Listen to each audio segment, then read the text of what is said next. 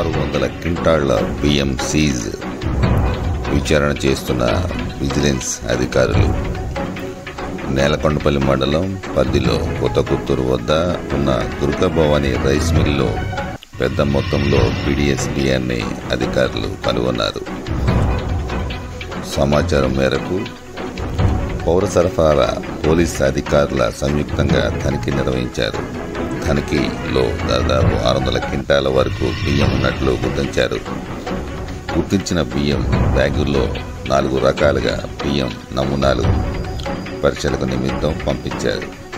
Ration బియ్యం police చేసి black మార్కెట్లో తరలిస్తున్నట్టు గుర్తించారు.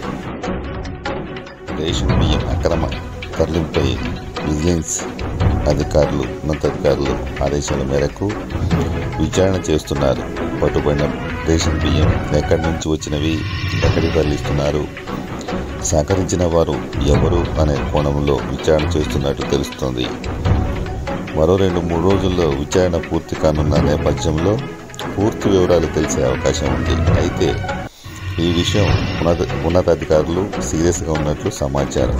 ఈ కార్యక్రమంలో పౌర సరఫరాల డీటీ నాగలక్ష్మి, మోర్చా రాంబాబు, టెక్నికల్ అధికారులు సునీత, ఎస్ఐ సంతోష్,